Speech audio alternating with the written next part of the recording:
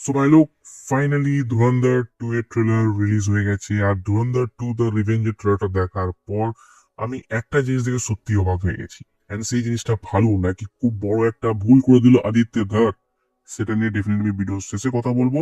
But প্রথমে যদি এই ট্রেলারটা নিয়ে ডিপ ভাবে কথা বলি, তো প্রথমেই এই ট্রেলারের ভেতর যে জিনিসটা আমাদের নজর কাড়ে সেটা হচ্ছে এই ট্রেলারের ভেতর থাকা অ্যাকশন, বা বলা যেতে পারে এই মুভির ভেতর থাকা অ্যাকশন।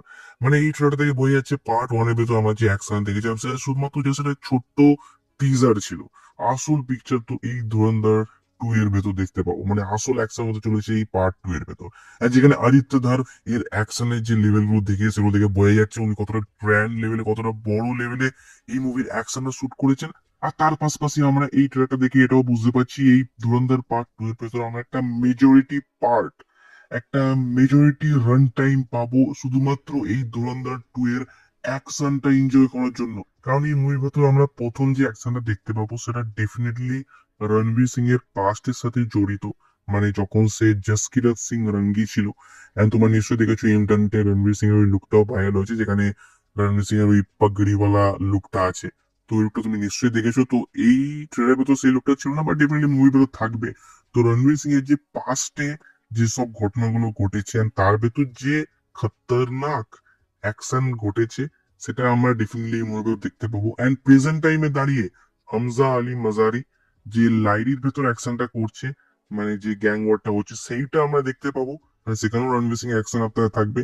আর তারপর আসবে এই মুভির ক্লাইম্যাক্সে, যেখানে মেজর ইকবালের সাথে রণবীর সিং মানে অর্জুন রামপাল রণবীর সিং এর ভেতর ফেস অফ হবে ক্লাইম্যাক্সে। সেইটা একটা আলাদাই লেভেলের অ্যাকশন হবে। তো তুমি বুঝতে পারছো এই মুভির ভেতর অ্যাকশনের লেভেলটা কিন্তু আরো চড়া লেভেলে হতে চলেছে। আর এই ট্রেলারের অ্যাকশনের পাশাপাশি যদি এই ট্রেলারের বিজিএম মানে ব্যাকগ্রাউন্ড মিউজিক নিয়ে কথা না বলি, তাহলে এই রিভিউটা পুরোপুরি অসম্পূর্ণ থেকে যাবে।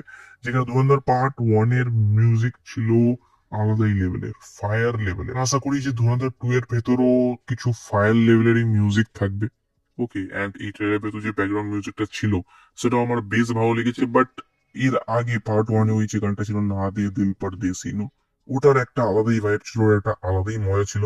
হয়তো আমি এতবার শুনেছি যে আমার ওটা শুনতে শুনতে অভ্যাস হয়ে গেছে, যে কারণে নতুন গানটার সাথে একটু মারাতে অসুবিধা হচ্ছে। বাট সময়ের সাথে সাথে এটাও অভ্যাসে পরিণত হয়ে যাবে। বাট ওভারঅল ওই বিটের সাথে যেভাবে সিনগুলোকে কাট করে এই ট্রেনের ভেতর দেখানো হয়েছে, মজা চলে আসে ভাই, মজা চলে আসে। আর এগুলোর পাশাপাশি এই ট্রেনের ভেতর তিনজনের উপরই আমাদের ফোকাস থাকে। একটা হচ্ছে সঞ্জয় দত্ত, সেকেন্ড হচ্ছে অর্জুন রামপাল, থার্ড হচ্ছে রণবীর সিং। এন্ড সত্যি কথা বলতে অক্ষয় খান্নাকে আমিও মিস করেছি। Yes, তোমরা যেমন মিস করেছো আমিও মিস করেছি অক্ষয় খান্নাকে।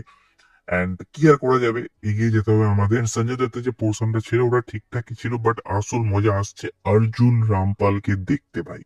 ইয়েস, ওনার ওই লুক, তার সাথে ওনার ওই ভয়েস আর ওই যে ভোকালটা মানে মেনটেন করে রেখেছেন অর্জুন রামপাল, ভাই মজা চলে আসে ওই ক্যারেক্টারটাকে দেখে। ইয়েস, এন্ড আমি বলছি ভাই লেজেন্ডারি হবে ওই রণবীর সিং আর অর্জুন রামপালের ভেতরকার ফেস অফটা। ইয়েস, মনে রেখে দেবে দর্শক এই ফেস অফটা। ओके, मैं वही कैरेक्टरটা আলাদাই লেভেলের, वो अलग ही लेवल का बंदा था भाई।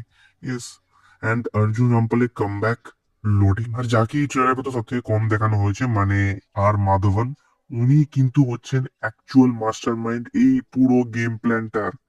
উনি কিন্তু এই পুরো গেমটাকে কন্ট্রোল করছেন। ঠিক আছে, তো ওনাকে বললেও কিন্তু চলবে না। আর এই ট্রেনের ভেতর আমরা বড়ের সাহাবকে দেখতে পেলাম না অ্যাজ এক্সপেক্টেড, ওটা শুধুমাত্র থিয়েটারের জন্যই ওনারা বাঁচিয়ে রেখেছে। এন্ড তুমি যদি আমাকে ভাই জিজ্ঞাসা করো এই মুহূর্তে বড়ে সাহেব কে হবো, জানি না ভাই আমি। ইয়েস, ওটা টোটালি কন্ট্রোভার্সিয়াল। এই ধুরন্ধর 2 দ্য রিভেঞ্জ ট্রেলারটা তোমার কেমন লাগলো তুমি সেটা অফকোর্স কমেন্ট করে জানাতে পারো। So by.